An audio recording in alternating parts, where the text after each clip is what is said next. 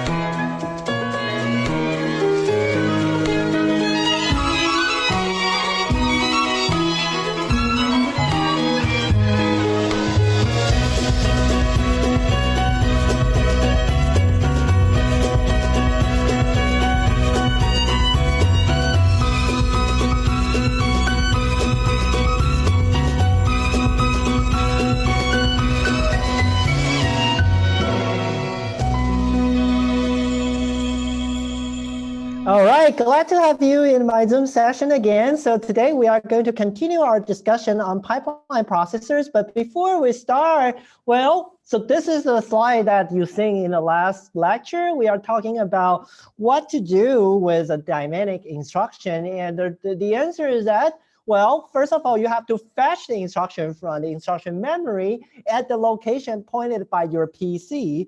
And then you can, after you get this instruction ready in your processor, some part of your circuit will get the opcode and your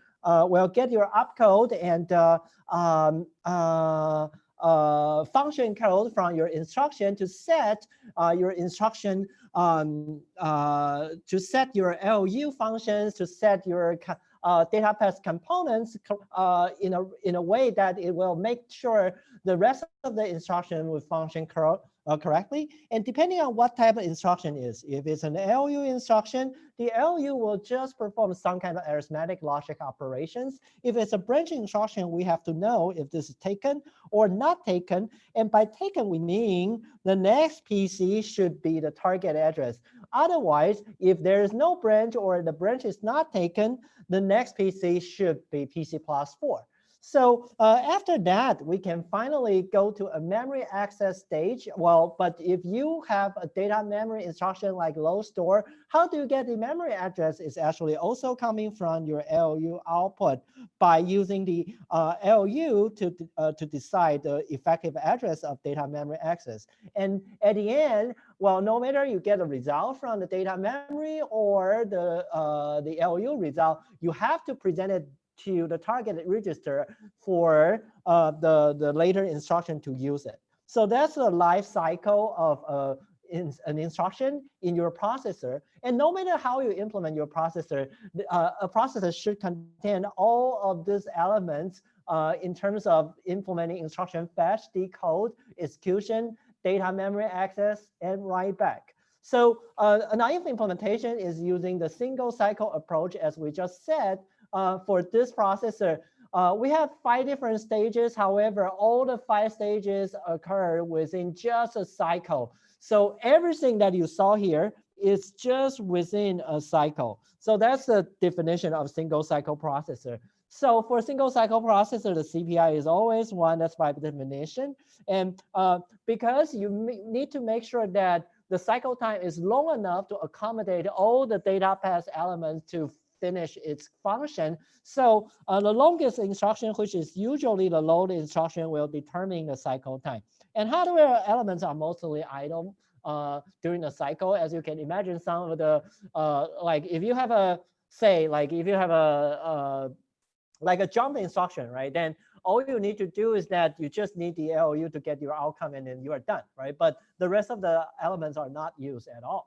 Right? And you can always reduce the cycle time to reduce the single cycle processor only if the instruction is the most time critical one, right? So another idea that we have in implementing this processor is to use the the concept of pipeline. So the concept of pipeline is that instead of having these 5 things occur in a cycle, we just do one thing at a cycle. So when we free up part of the circuit, when we are done with the cycle, we free up part of the circuit and allowing the current job to move to another, right? And in the meantime, the other task can enjoy the freed resource. So that's the concept of pipelining. And if you keep iterating on the pipeline, you will figure out when you are able, after you are able to fill the pipeline with instructions, then all the hardware units are in use. And after that, you are outputting an instruction on average, meaning that your CPI also lands at 1. So here, but on the other hand, you get the benefit of shorter cycle time. Since right now, in each cycle, instead of doing the whole thing like this, all you need to do is just this one thing. So this one thing is a cycle, this one thing is a cycle, this one thing is a cycle, this one thing is a cycle. So that's the difference between single cycle processor and pipeline processor. And in terms of the hardware design, you need to have the red part, which is added into the pipeline processor. They are pipeline registers like this ones, and you have to do some kind of modification to make sure that you are connecting the right signal at the right time. So that's a basic idea of pipeline processor. And again, with pipeline processor, if you are able to fill the pipeline with instructions, as you can see, different parts of the processor is now colored differently. That is because we are able to use different parts for different instructions. So that's the basic concept of pipeline processor. So most of the time when I'm asking you to evaluate the performance of a pipeline, of pipelining in executing a sequence of code, we don't want you to draw things like this. That's not going to happen. So what we will have you doing is to draw a pipeline diagram in a way that we just use IFID, EXE, MEM, and WB to represent a pipeline, 5 MIPS pipeline stages. And an instruction can only enter the next pipeline stage if no other instruction is occupying the next stage. The instruction has completed its own task in the current stage, and the next stage has all its input ready, and it can retrieve those inputs. And we can only fetch a new instruction if we know the next PC to fetch, or if we can predict the next PC, or fetch an instruction only if the branch if you have branch prediction, which we will learn in the next week, if like you can only if your branch is mispredicted, you have to flush instruction to make sure that your program functions correctly. All right, so like this sequence of instructions, as we previously iterate in a class, well, if you draw the pipeline diagram like this, you will figure out that this 11 instructions only takes about like 15 cycles to finish. If you look at the latency of each instruction, it seems like each instruction would take 5 cycles to finish, and you know the cycle time is never going to be like 20% of your single cycle implementation. There are always some kind of overhead there. However, if you can keep the CPI to be 1, then effectively the end-to-end latency of running the whole sequence of instruction is going to be better. So that's what we call throughput. So although pipeline does have the issue that an instruction is now taking longer, however, if you consider a group of instruction, then this slightly increase in just one instruction doesn't really make your program performance worse. In fact, it will make your program performance better, right? And the thing is that even for a simple program like Hello World, it would take like hundreds of case instruction to finish, right? So it turns out that you seldom have a chance that you only run one instruction at a time. So it's always the case that you are going to have thousands of instructions in parallel. So then that you have to execute. So pipelining is really the way to go, because that is optimizing for throughput, and and because every program is now composing of like thousands of instructions, so that's why sacrificing the latency of a single instruction doesn't matter that much. And this also explains why the left-hand side version is slightly better, and because everything is pipeline, right? So even though this instruction takes longer, as long as seems to be taking longer, but as long as I can keep the pipeline busy, keep filling instructions, then this performance, a single instruction's performance doesn't really stink you, right? So that's a basic idea of pipelining. So today we are going to continue talking about our 5-stage MIPS pipeline processor, and we are going to talk about a concept called pipeline hazard, and we are going to resolve 2 of the important pipeline hazards we have. So in the lecture today, but let's get started with the 5-stage MIPS pipeline processor. And we already have this graph here, and I do want you guys to spend some time to think about, well, even though it seems like we have a working pipeline processor, but is that really the case? Are we really able to get most of the instruction function correctly?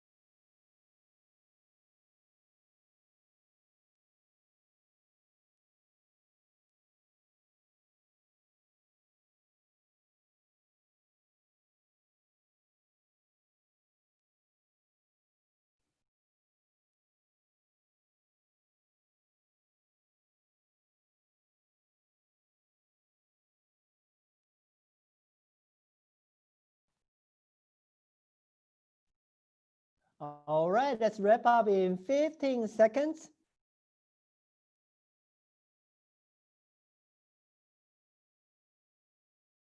5, 4, 3, 2, 1. Time is up. Okay, so through your answer looks like a normal distribution.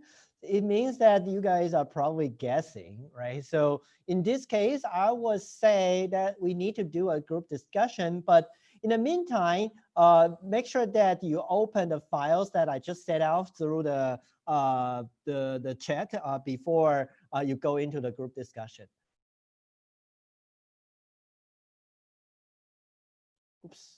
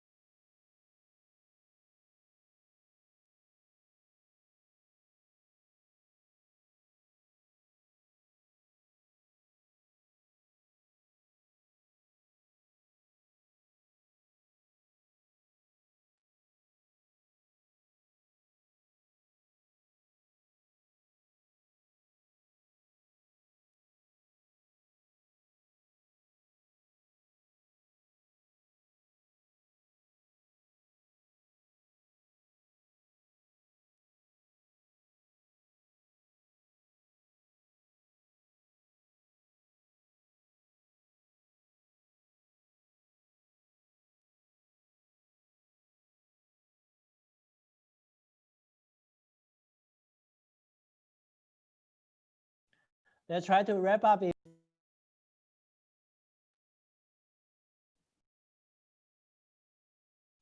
10 seconds. 5, 4, 3, 2, 1. Time is up. Okay, so looks like after discussion, the normal distribution still doesn't change.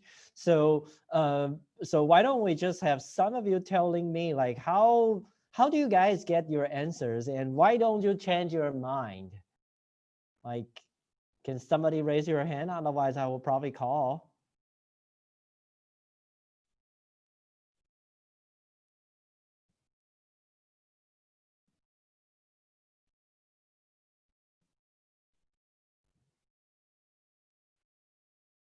Okay, let me see.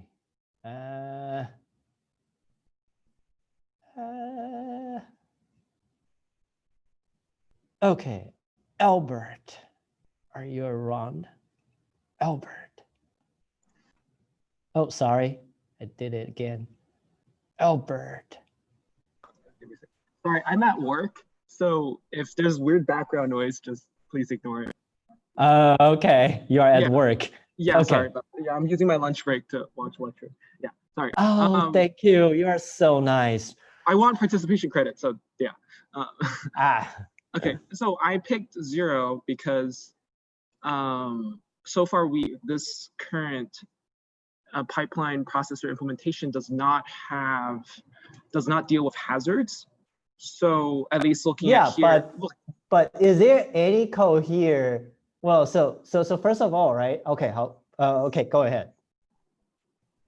Oh, so at least to me, looking at it, I feel like none of these would work. I think okay, but how do you know they are not working? Well, we can look at the first example where at add would, so we add and store, they both need register 1, right? So for add, you have to go to write back to store register 1's value. And then but now store needs to use register 1's value to store at register 12's address. So these two may have a relationship that may cause a hazard. So let's then, when we look at the kind of the stages, I'm pretty sure at write back, store is actually already pulling the register 1 value. Then we should have a data hazard here, where the data that the store instruction needs register 1's value, but it's not ready yet because it's not stored into the register file yet. So I think then if you look at kind of 2, 3, and 4, it's all the same because for 2, sub needs 1, and it's the third instruction to add. So therefore, I think the same thing. And 3 and 1 are the exact same thing because it's the same exact error. Then 4 is the same thing too. I guess for this question, right, the best way is probably we should draw the pipeline diagram and see if they works, right? So let's look at the first. Well, this is the first, right? So if we go to the first cycle, can we fetch the first instruction? Yes. I mean, the very first, not, you mean for right? add? Yeah, of course. There's nothing in the and pipeline. then can add the ID now? I think so, yeah. So the low word can be using, right? And yeah. Can add go into execution? Can add go into, yes, I think. Can low word go into decode? No. Why not? So what's our, look at this. Because they're both, because load word needs the correct look at register this, 1 value. Right. But think about this, right? An instruction can enter the next pipeline stage in the next cycle if no other instruction is occupying the next stage. It completes its own work in the current stage. All inputs ready to retrieve those input to retrieve, and it can retrieve those inputs, right? So these are the 3 guidelines, right? Yeah. Remember that? So right now, let's see, right? Like for we are here, right? For the load instruction, what's the work it needs to be done in instruction fetch stage? Add needs to finish executing. Add needs to finish executing adding 2 and 3. Well, what's the task in instruction fetch? The task, you're just fetching the PC, going to the project counter, and okay. So after this cycle, are we done with After this cycle, are we done with instruction fetch? Yes. We are done with instruction fetch. So that satisfies the second criteria. We can enter the second stage, right? Do you agree with that? Yes. And all the inputs it needs for instruction fetch stage is what? The PC, right? Yes.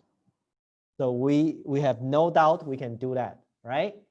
And how about the target stage, instruction decode? Can we get in there? Like, is somebody else occupying that after add move to EXE? No.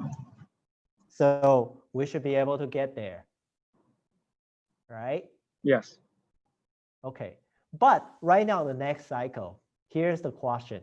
Can we leave or say, can we finish ID?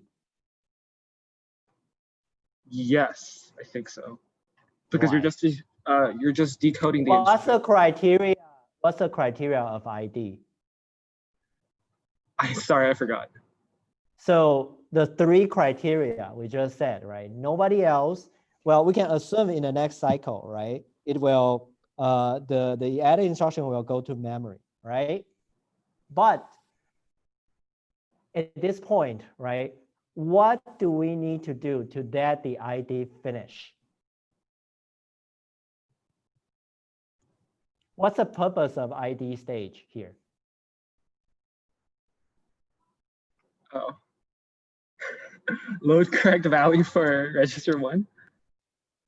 Load the value for register 1, right?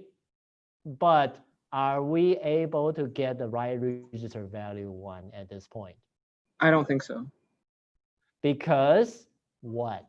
Because add hasn't written the right. The register 1 value is only valid after the write back stage, right? So in this stage, we cannot proceed, right? Yeah. If we proceed, we will get the wrong result, right? Yeah. Okay. So how about this one? Number 2. So again, the first cycle we can fetch, right? And it looks like low word is not depending on the first instruction, right? So it can be decoded, right? So we pass through that part, right? Right now, our added instruction can move to memory stage. Do you agree with that? Yes. And the low word instruction, can it be executed? Yes. Okay.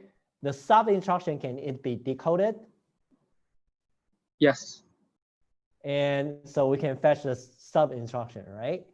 Now, regarding the next cycle, right? Like when I can definitely write back added instruction, right? And I can definitely perform memory operation for low word instruction.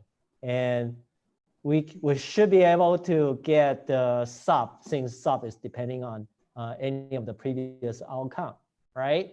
But how about this sub instruction?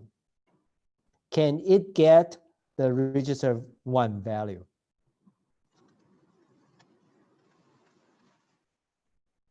No, because instruction decode needs, it's the same, yeah. So there are 2 issues, right? First of all, the instruction decode, this instruction is not writing back yet. The second thing is that at this cycle, both of them needs to access 1, right? Yes. So there's a conflict, there's a race condition here, right? So that's another issue, right? How about this? So the first 2, that's okay, right? Now, how about the next cycle? Can we proceed? I think so, yeah. Can we? So you can yes, do this, right? But can we fetch the sub? Yes, because it's not using any of the registers that are. But this branch will change your PC, right? Or may not change your PC direction, right? So can we proceed? Sorry, what do you mean by the load branch? So this instruction, right? We don't know its outcome yet, right? Yeah. So before you know its outcome, what's the next instruction? This one or this one? It depends on what kind of predictor we use, I guess, but that's a further topic that's not covered yet. But we don't have a predictor now, right? Yeah. Okay. Then if you proceed, then that may be wrong. Oh, are we just right? stalling? Yeah, well, I mean, if you proceed, it could be wrong, right? This question is asking you like, okay, if we just assume we just keep going on every instruction, how many of them can get the right result, right? But for this one, yes or no? We have no idea, right? Yeah, so this is the only one which we played a little bit in the last lecture would work, right? So if you look at this question, right? So this, well, we explain the answers, right? So the only thing that will work is this one, right? Others, they were all problematic. Okay, so yes. Hopefully this example clear all the concept that you need for drawing a pipeline diagram. Okay, so thanks, Albert. So look at this, right? So this question is a good one because it shows you how to draw a pipeline diagram. And another thing is that it tells us that there are cases that your pipeline cannot always be 100% utilized because, well, as Albert said, as some of you already seeing in the reading quiz, right? We have pipeline hazard.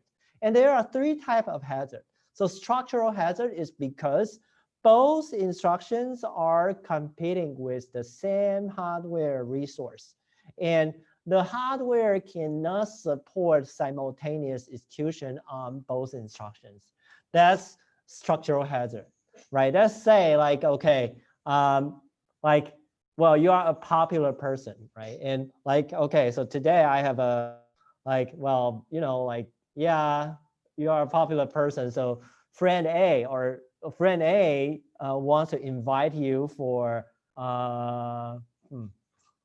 well, that's not a politically right example during the social distancing time, but let's assume that, well, a year ago, right, you have a friend, like there must be some kind of situation like this in your life, right?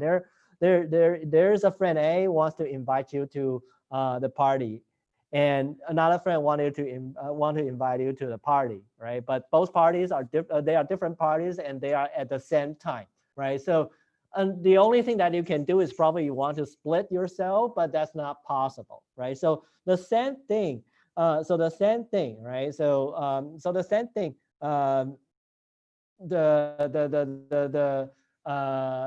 For processors that we have only one register file for register 1, and we cannot like have both instructions go in there, right? So that's the issue, right? Another thing, right? Another type of hazard is actually the case that we don't know. Well, we want to keep fetching instructions to keep fetching instructions to keep your pipeline filled. However, there are cases that we are not certain who is the next, so I cannot proceed.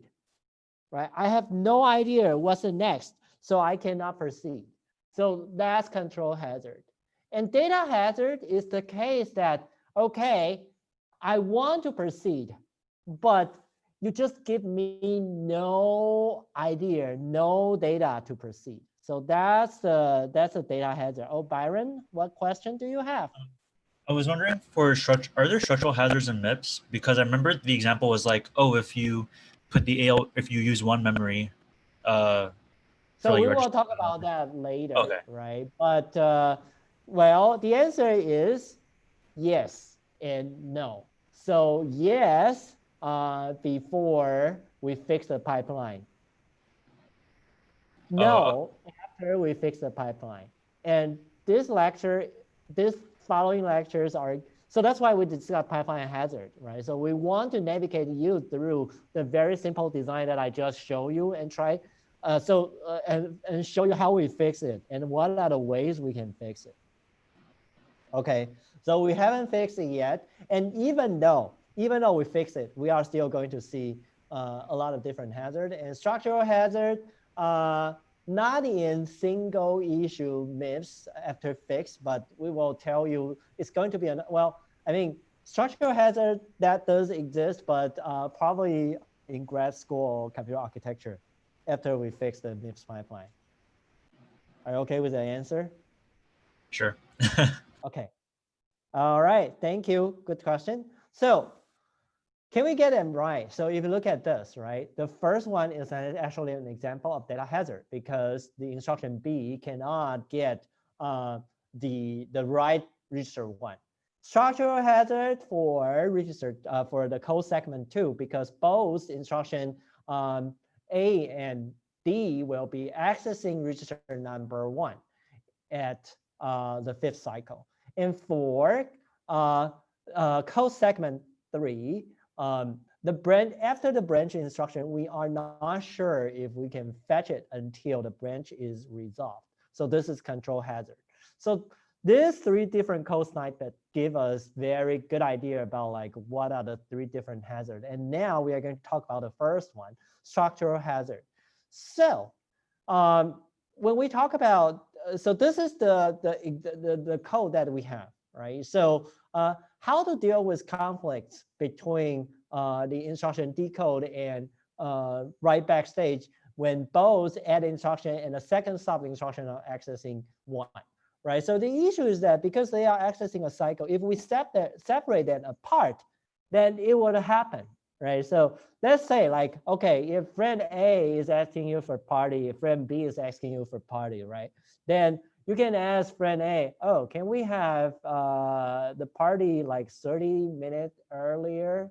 And ask friend B saying that, can you make it like 30 minutes late, right? But turns out is that you are on time for the party A and you are late for 30 seconds for the party B, right? So in this way, you are trying to separate them a little bit, right? So then you can make both of them work. Right, so the basic idea here is that, okay, we can just add 1 instruction through the compiler, like doing no up, right? And no up is just nothing like we can do like add instruction 0, 0, 0, because remember, right? So that's why 0 register is so great because if you, no matter what you do with 0, it's always 0. So it doesn't have to be 0 here, but if you just make everything 0, that will make everybody's life easier.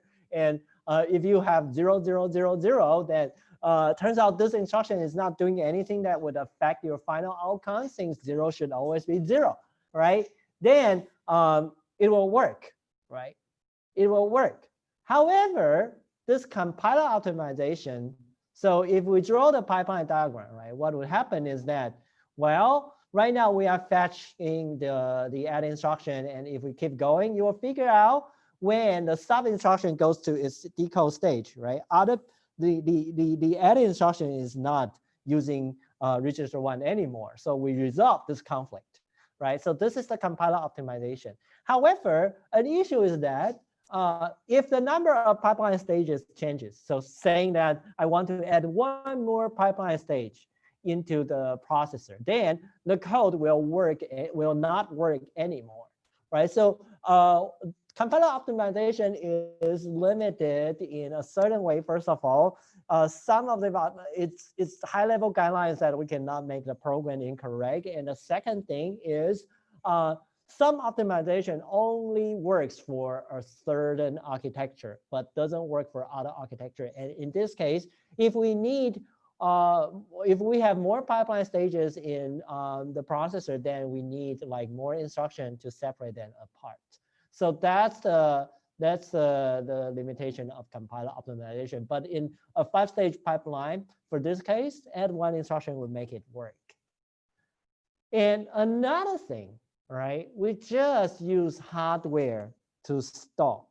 So the basic idea of stall is that you have some logic in your processor by, if we detect there is a case, we have to have the later instruction waiting. We just freeze the current PC and have all instructions except for all instruction after this instruction to keep staying in its current stage. So that's a basic idea of stalling. So what happened for this stall idea is that at this point, we know the write back instruction, the added instruction needs to write back the register 1 first to let this instruction get the right result. So the stall idea is that we just have the sub instruction stay in the decode stage for one more cycle. So when we do this sub instruction, the second time, the second cycle, it will get the right value of register 1 and also avoid a conflict, right? So that's the basic idea of stall, right? So in this case, we will also get the right result, right?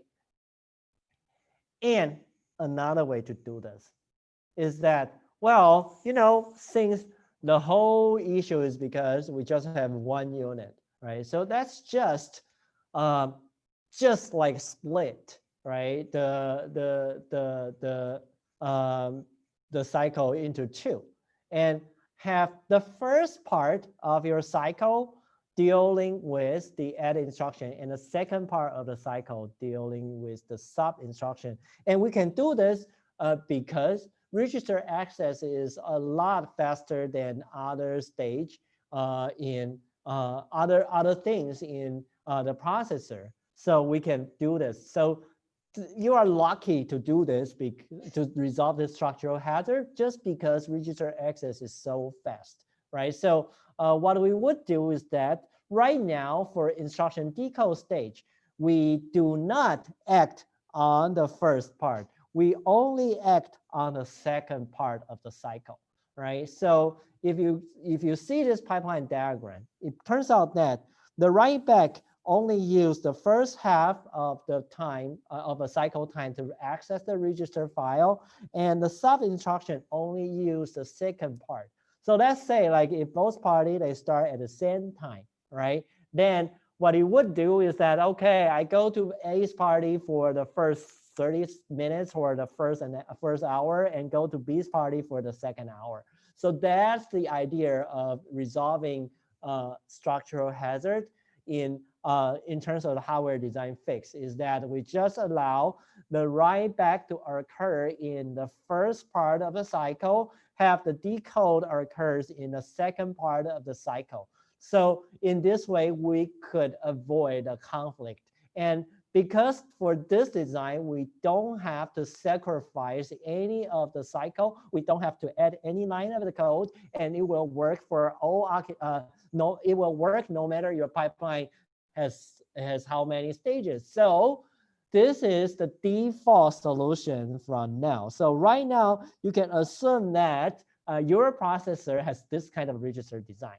Okay, but some of you in the last lecture talk about a very good idea that, well, can we shortcut some of the instruction to skip the memory stage? So through this example, Try to see if we skip the memory stage, what would happen.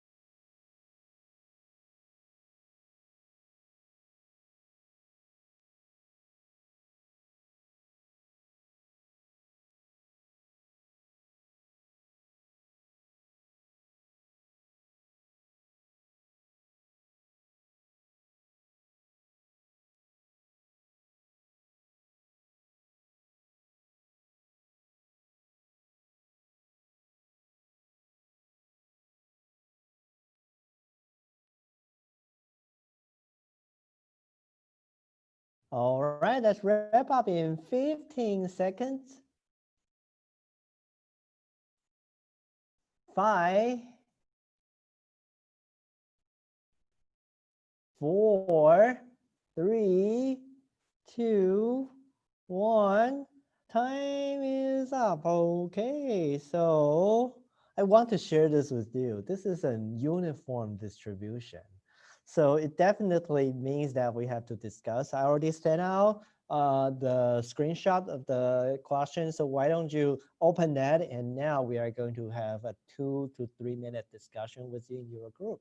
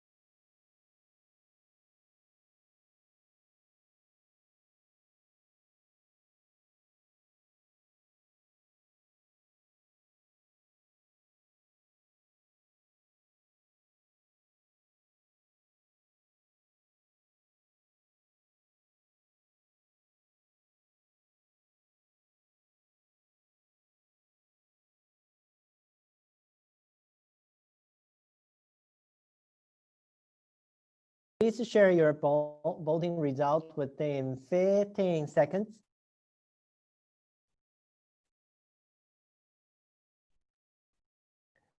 5, 4, 3, 2, 1. Time is up. Okay, so kind of interesting. So after discussion, C and E, they are popular answers, but let's see like which one would be the right answer. So if you don't mind, some of you guys share with me, like what do you guys think? Like which set of instruction would be problematic if we skip if we skip the memory stage?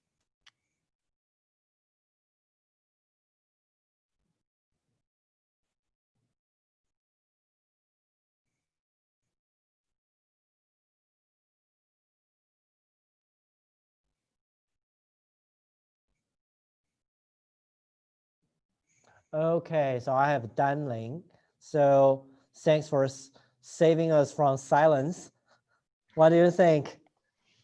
So like my group thought that A and E are conflicting by like A and E. yes. Okay. But because it's not one of the choices. Like yes. So if but we draw, is there any instruction in the sequence would have that issue? Have you guys discussed with that? well, because okay, so how do you know? By drawing the pipeline diagram, right? Yeah. Okay, so let's draw it, right? So for the first cycle, IF, right? ID, right? IF, right? Then EXE, right? Can we do ID? Okay. Can we do IF? Why not, right? Can we do, and for this one, this is an MEM memory instruction, so it has to go through MEM. Can we do is queued? We can do ID, right? Now this one goes to write back, right? And this instruction, what is it going to do if we want to skip the memory stage? It's right back. It's right back. But can we have two instructions in the same stage? Okay. Because right? they're both if you accessing look at the pipeline register, right? We only have one set of the pipeline register, right? Whose result should go into the pipeline register? Then it's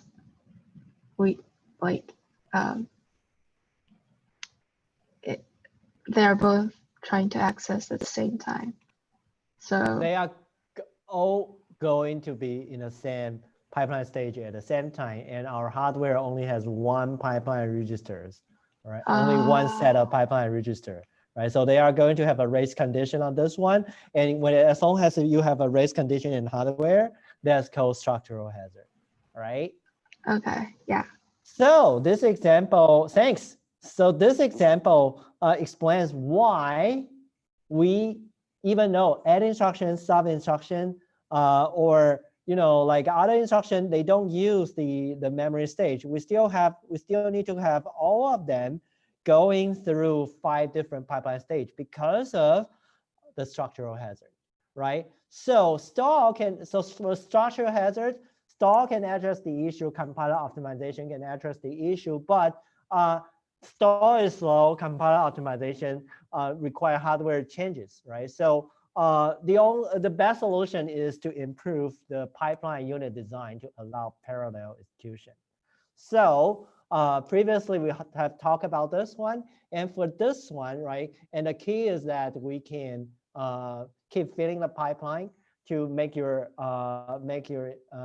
code busy, to make your processor busy, right? So they don't have any performance difference. But thinking about this, and right now I'm asking you another example. Like for this one, which side is faster?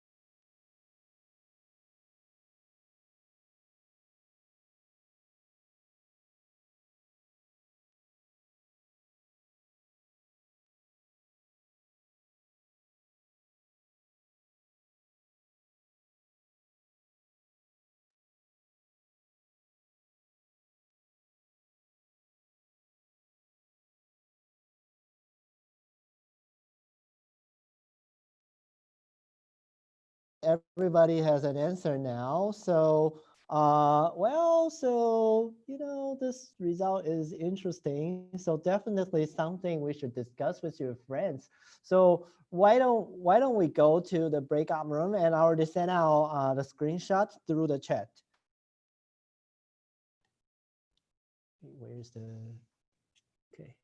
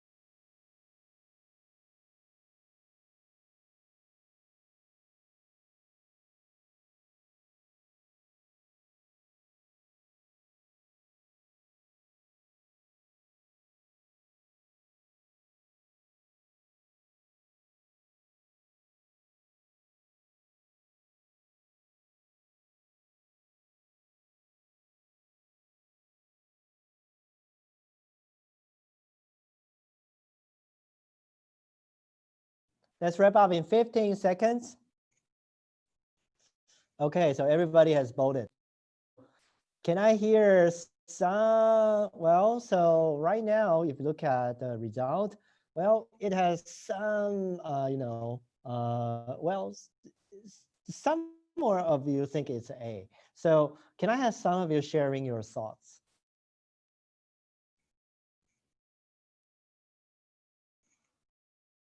Okay, if not, then I guess that's just like have a demo, right? So, well, okay, so I have Byron. Byron, okay, Byron, what do you think? I was just kidding. Show the demo. Okay, but what do you think? So our group was debating between A and C because, well, like we were saying that A uses less instructions because it's just simple. You know, in the parentheses, it's only a multiplication of an immediate versus having to load the value again and subtracting it and then multiplying and then left shifting. Okay, so this is the A code and this is the B code, right? And we are going to run A first and then do B, right? Okay, so that's C. Which one is faster? So for A, wow, it really takes a while. I remember this one. It takes quite a while, right?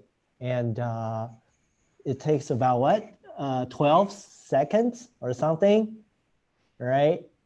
And how about the version B? 11, right? Is it more than 10%? It's like Yeah. I mean, it's like more like 13 or 14%, but close. Right. So it's more this time, right? So right now, like you can see, like, so right now you can see like this time, well, this version is really fast. is really faster, right? But why it's the case, right? So then we are going into another topic called data hazard. So for data hazard, it's the case that an instruction that is currently in the pipeline cannot receive logically correct values for execution. So like the previous example we mentioned is that, well, for the register one, you can definitely have the second add instruction go ahead, but you just don't get your right value, right? So and the reason that we have data hazard is because just because the later instruction we might have data hazards just because there are data dependencies there. So for this part of the example, I will going to use this vector scaling code. So the vector scaling, as you would imagine, you will have a loop and you will have instructions like this. And if you cannot decode why this instruction is doing like this, well, you have your own work have to do that you have to do, right? So given this is the vector scaling code, how many dependencies are you seeing here?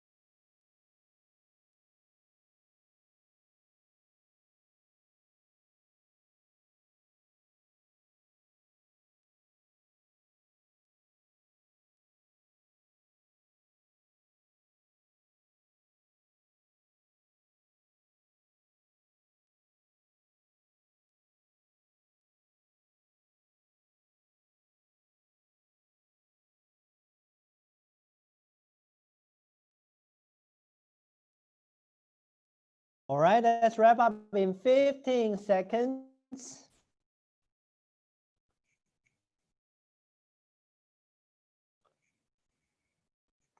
5, 4, 3, 2, 1. Time is up. Okay, so according to your answers, it definitely looks like we need a group discussion, but well, shoot, before we do that, let me, wait, how does that work? Wait. Okay, before we do that, let me just send a screenshot to you guys. All right, so here we go. So you should have the screenshot and let's go ahead and start the group discussion.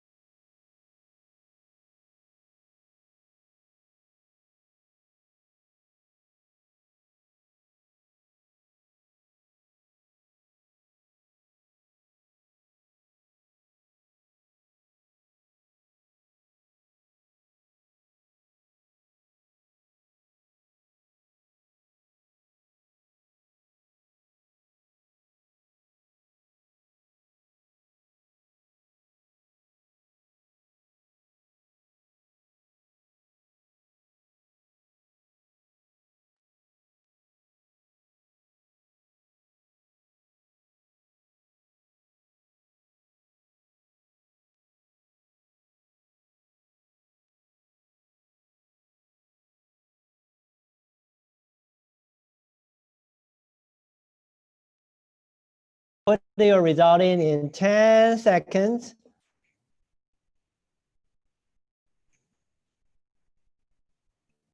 5, 4, 3, 2, 1. Time is up. Okay, so, well, we are seeing popular answers B, C, D. So can I have some of you share that with me? Like what your group are thinking about? Why do you think there are 4 or there are 3 or there are 2, right? Okay, I have Byron. What do you think? Can we annotate the screen? Well, you can tell me. I will do that for you. So the load word has the one of the like arguments, I guess, for the add. So the destination. What's just tell me the register name. T0 and T0. T0, right? Also T0 and T0 for the destination from load. Right.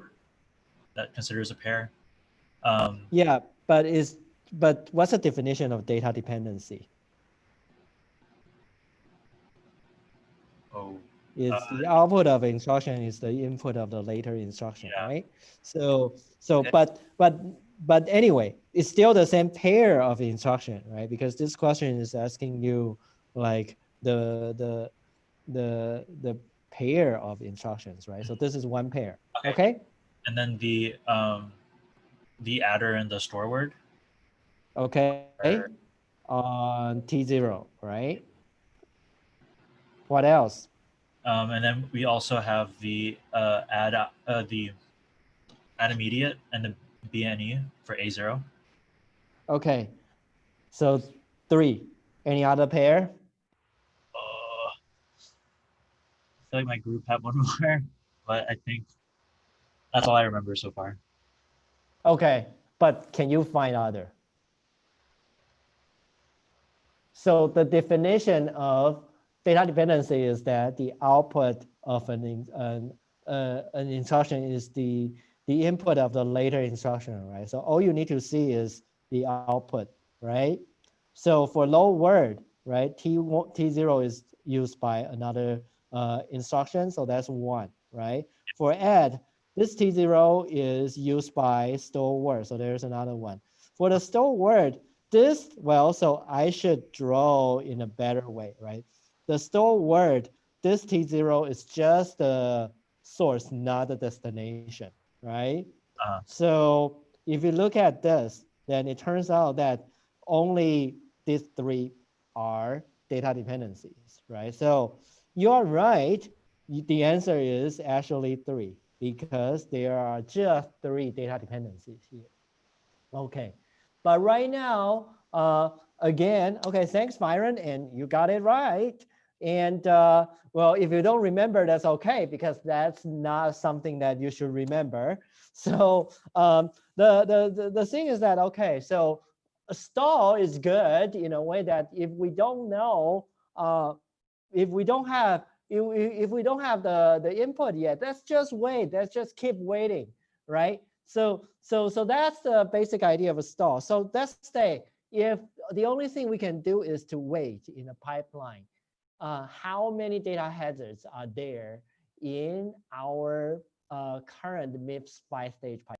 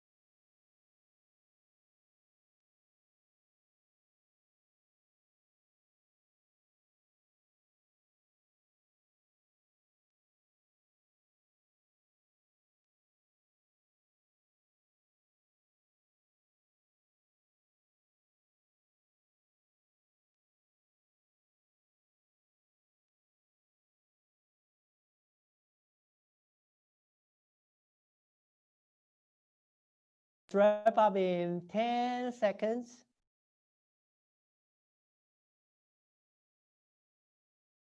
5, 4, 3, 2, 1. Time is up. Okay, so according to the answer, it looks like most of you think it's C. So I will skip the group discussion for now, and if we and let's just go ahead, right? So for most of you think it's C, you already got it in a way that since we have data dependency, right? So whenever we have a data dependency, right? This instruction, okay, so this is a pipeline diagram. So we know this instruction is depending on the added instruction is depending on the T0 from low word. And with the current pipeline, you can only get the low word after low word finish write back, right? So right now in the fourth cycle, although the low word can be in memory stage, but for the added instruction, we can still have the issues of getting the right result. So it has to store at the instruction decode stage. And for the store word instruction, because the target stage it wants to move to, which is the ID stage, there's somebody else occupying it, so it cannot proceed, right? So when you draw a pipeline diagram, if you ever see like there are two instructions in the same stage in a single issue MIPS pipeline, you know you are wrong, right? So right now, in the fifth cycle, the T0 finally write back at the first stage, and the ID would be able to get the right result in the second part of the stage. So then the add instruction can proceed. And if you keep drawing, you will figure out that for every data hazard, we will have to, a data dependency, we have to deal with the same. So there are going to be a total of 3 data hazard if the only thing we can do is to stall in this case. So another solution we have is to do data forwarding. So the data forwarding, the basic idea is that, well, if you have 5-stage pipeline, and the only case that, so the basic idea of data forwarding is that whenever your result is generated, we just forward it to whoever needs that result. So the only case that we will generate outcome is that after an instruction finish execution stage or an instruction finish its memory stage, that's where you will get a ready to use value for a later instruction. So the case that you can forward is that if I have an instruction and if I found one of my source is in the execution stage, then I can grab it from the exe and em pipeline register later, right? Or I could grab it from the MEM write back stage later, right? So that's the basic idea of data forwarding. In fact, you can imagine if you don't want to memorize this detail, all you need to do is to imagine that you have a processor. Whenever the value is ready, you can use it. By value is ready means that if it's a load instruction, the value is ready means that the load instruction finishes its write back, finishes memory stage. If it's a arithmetic instruction, the value is ready means that that instruction finishes its execution stage, right? And hardware side, this is all you need to do, right? So look at this, look at this, look at this, look at this, look at this, look at this, look at this, look at this, right? This is what I spent probably half an hour to draw, but it probably take half a minute to show, right? So I just want to make it show many, many times so that you know, like, okay, so this is really a lot of work in hardware to implement forwarding, right? So right now we can just assume that your pipeline processor has data forwarding. So my question is that if you have a data forwarding, full forwarding, right, means that you can just use the value whenever it's ready. Do you still have to stall?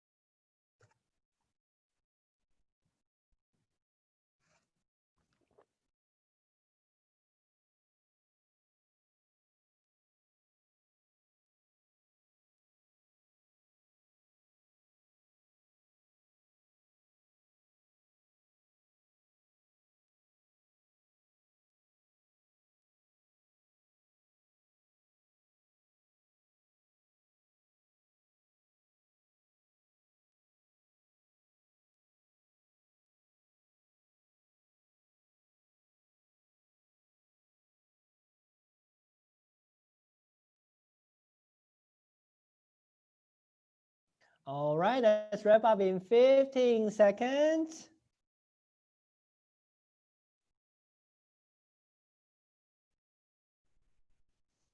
5, 4, 3, 2, 1. And looks like for this question, we still do not have not a strong consensus on what the answer is.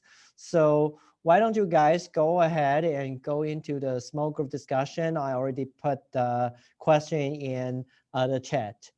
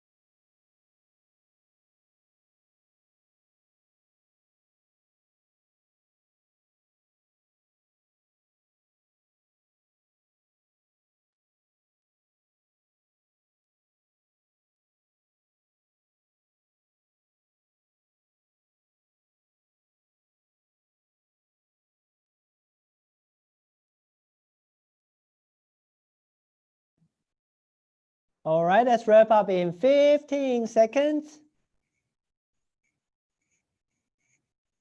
Let's wrap up in 15 seconds. Put your answer in. Okay, so looks like, still quite a few of you think the answer is C. So can I have some of you sharing like your thoughts? Why do you guys think C or a B? Okay, so I have Yi Zi. Hello? Yeah, hi. Hi. So I chose C, but I think it's B because I think the only one is the pair that the load word and the add. Because what I read from the readings is the data forwarding still cannot solve the problem of the load. Yeah, but why it cannot solve, right? So let's look at this, right? So first of all, for the load instruction, as I said, right, because its outcome only generated after the memory stage generates its outcome, right? For load instruction, the load result is actually require memory access, right? So we have to stall here, right? You agree with that? But about others, we do have a dependency here. But if you look at, so I put an arrow here, so saying that we can do data forwarding, right? But for the add instruction, it generates its outcome at EX, right? So the later instruction, the add instruction can forward its outcome later on. So starting from the EX, add instruction is able to have its value forwarded to any other instructions, right? So then when we go to store word, there's no data hazard, right? And same thing here for the add I and B and E, because all we need to do is to have the value ready by the B and E's execution stage, so we can still do forwarding, right? Yeah. Okay, so that's a pipeline diagram you have to draw.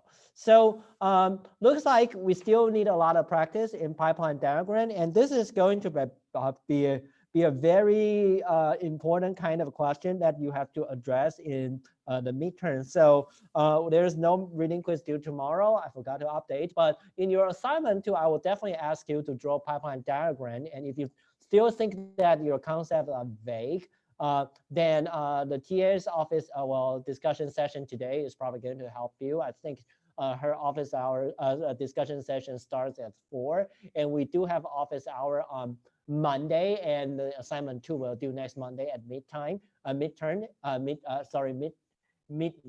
And to help you better prepare the midterm, we will have our assignment 3 due next Wednesday, and the TA is going to release the answer by the midnight. Well, by